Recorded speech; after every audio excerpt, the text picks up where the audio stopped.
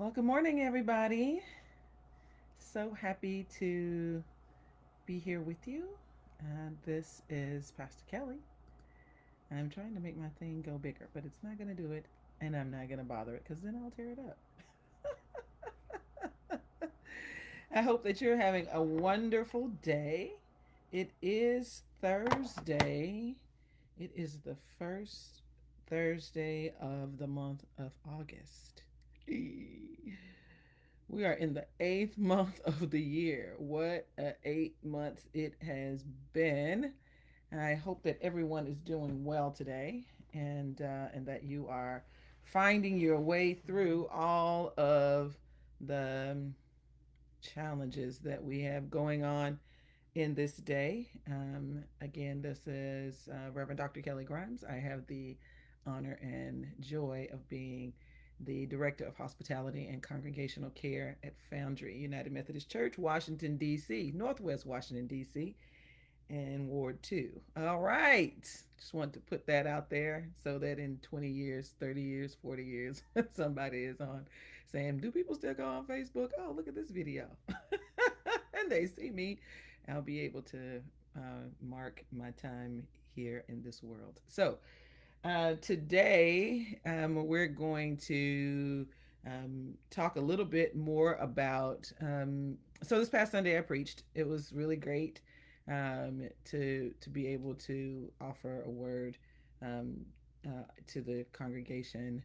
I love preaching because, as you probably, if you know me, you probably know I like to talk. So, yeah. So today we didn't get a chance to really delve into one of the words that Jesus gave to the disciples. So I preached on Matthew. If you didn't get a chance to see it, I preached on Matthew chapter 14, verses 22 through 33. And there is a place in there where the disciples have been in this boat paddling and trying to not go upside down, and they've been working all night long, and Jesus has been on a mountain praying because he was a little sad because his cousin had gotten killed. So uh of course, in Jesus fashion, he wants to join them. So he decides he's going to walk on the water. So in the morning time, when the sun is coming up, here comes Jesus walking on the water, and it freaks the people out because they ain't never seen anybody walk on water before. So um Jesus's first words to them were, "Fear not, it is I." Right? Do not be afraid. It's just me. It's me. And so uh, in doing my studies, I always um, have these pondering questions that I wish I could do more delving into with folks, because I'm like, why wouldn't they be scared? You walking on water? That's crazy. Anybody seen anybody walk on water before?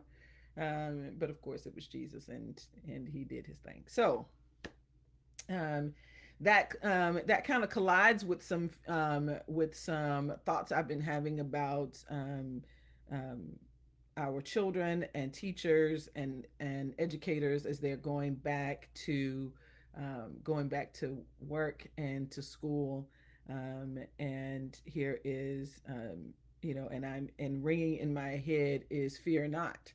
Um, and that took me back to a time when I had to help little ones, middle schoolers, after school. So when I worked at Westminster United Methodist Church in Westminster, Maryland, hey, Westminster United Methodist Church, um, we had an after school program just for middle schoolers.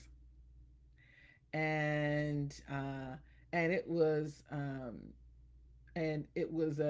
it was right in front of, so Westminster, the way it's designed, the way the church sat kind of in front of the middle school, and the kids could walk past us on their way home, so they would walk to us, and we would have um, and we'd have time for them to do their homework. There was places for them to do their homework, and the church was blessed enough to have a whole house just for kids, just for kids to do whatever. And this house was lit, y'all. Okay, so there was a pool table in there. There were computers in there. There was all kinds of video games. I learned what a Wii was while I was there, and played tennis on the Wii and played all kinds of. And there was games. There was, I mean, this place was awesome, right? So it was every child's dream. And so when I got hired, I was not ordained yet, and so I got hired by Laura Easto. Thank you, Laura, for doing that for me. And she said, I want, we have an after school program for middle schoolers. And inside my head, I was thinking, oh, please, God, please don't put that on my plate. Lord have mercy. Please, no, middle schoolers. I'm not equipped. I don't have it. And she said, and you'll be running the after school program for middle schoolers. My goodness. So all kinds of thoughts ran through my mind. One, I'm not a middle schooler. I don't understand anything about middle school homework. Nothing. Zero. I haven't done middle school homework since I was in middle school. And yeah, I did a good job. However, that was a while ago. So to say that fear and panic struck me is an understatement. That I had to help middle schoolers do their homework, and so the first day of school started, and the kids came and they met the new associate pastor at Westminster, um, and um, and it began a beautiful journey of discovery on homework. Now I love doing homework. So my friends will tell you, they will call me about their kids' homework, and I'll help them. So don't everybody call me, but I do love doing homework. And so this fear came over me that I had to help these kids do their homework, and they already don't want to do it. They're already in a land of wonderfulness for kids, and now I got to stop them from playing with all of the gifts that are around them and do their homework. Um, and so I was very afraid. Um, and I had to do it afraid. I had to do it scared. Um, and so I know that there are parents who are feeling the same way. And these weren't my children; these were somebody else's kids. But your kids are now looking to you to help them with the things that they have, that they need to have done, and so it's very frightening. And so first, let me say that's okay. Um, Even though there's lots of scriptures that say fear not, I think that it says that because God knows that we get scared. Human beings get afraid. And so I want to encourage you as you're starting this new semester, that that you've never been in before with your children. Some parents are starting kindergarten and pre-K and with their kids for the first time. You have no idea what it means to be a teacher, and now you've got to help them to do this work. Um, I want to encourage you that to move through the fear. That's what I want to encourage you to do. To move through the fear. Uh, Let me tell you one more little story during that time that still warms my heart to this day. She doesn't know this, and I think we're Facebook friends, so I'll Facebook her after this and tell her that this still sticks with me. We had a student so Pastor Kelly's good at math. Did y'all know that? I was a physics major. So love math, love math. Okay. Shout out to my aunt Ann, who's a math teacher, and made me love math. So had a young lady who was in the after who came to the after school program, and she had a sheet like like many middle schoolers do, and there was one problem on there she couldn't do. It was the last problem. It was the last one, and she wanted to play like everybody else wanted to play, and they couldn't play because they knew I didn't play. So they couldn't play until they finished their homework, and I saw it, and they had their name on it, and it didn't look like chicken scratch. Um, so she wanted to, she was like, "Oh well, I have most of them," and I said, "No, you need to have all of them. You have to do this last one." And she had done all of them. She understood the formula. She couldn't do this last one because there was a little twist in there. And I wouldn't let her quit. I said, you can do this. And this fear kind of came over her. And she started to cry. I said, why are you crying? I know you know how to do this. I said, and I know that you're going to do this. You're going to get this done. Let's go through it. Um, and we went through it and we sat there. And when she finally got it, she was so elated. She was so elated that I almost started to cry because it was more than just it was more than just the math problem. It was her seeing how courageous she really is. And I hope that she knows that now. Parents, you're about to find out how courageous you are.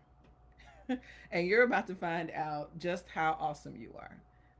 As a teacher, as a leader, you're about to find out how smart your kids are. If your kids are going to the kindergarten or they're going to the sixth grade or they're going to the ninth grade and you're like, oh my God, we've never done this before. I encourage you to stick with it because you can do it. And so I was so thankful, and so we celebrated. We high fived. We just ran around the room because she got the answer. She was like, "Oh, I already knew the answer." I was like, "And that is the right answer." And she was so elated. I gave her two snacks because I was so happy that she got it. So let me give you a word of encouragement from the Psalms. If you were with me a couple of weeks ago, I said something about the Psalms being um, a a great place for all of your emotions. So this is Psalm number 56, and it is uh, and let me just say that this is being attributed to David, and it is being attributed to David when the Philistines had seized him. So he was in a lot of trouble, and he was probably very scared. And it says, "Most High." This is the end of verse 2, verses and through verse 4. It says, "Most High, when I am afraid, I put my trust in you. In God, whose word I praise. In God I trust. I am not afraid. What can flesh do to me?" And so I want to encourage you that whatever fear you're dealing with today, fear is a human emotion. We are going to be scared about things, um, and Jesus does not tell us to fear not because it's not something that humans do. Jesus is telling us not to be afraid because God is with us, and so um, and so whatever you're going through today, if it whatever fearful experience that you're having, uh, you know the good news is that if we're nervous about what something's going to look like, it's because we've never done it before, and it's because it's something new. New things can sometimes be scary. So wherever you might find yourself in fear, please know that God is with you. Please read read Psalm Psalm 56 in its entirety. It's really good, and it just encourages you that to know that God is with you, even when you feel like you're in the worst situation possible. You are not alone. God is with you, and God will help you move through the fear. That's courage. Courage is not the absence of fear. It's the ability to move in it and move with it and move in spite of it. So I pray that you have courage today, that you live boldly today, that you take that step that you're scared to take it. Um, and, if God is calling you to it, take it. I'm sure that Peter was afraid, just like the rest of them, when Jesus said, "Fear not, it is I," and he turned around and stepped out of the boat onto water. So you can do it. And so I pray for you. I encourage you, and I hope that you have a wonderful rest of the day. May God bless you and keep you, and may your courage just overflow in you. God's blessings. Bye.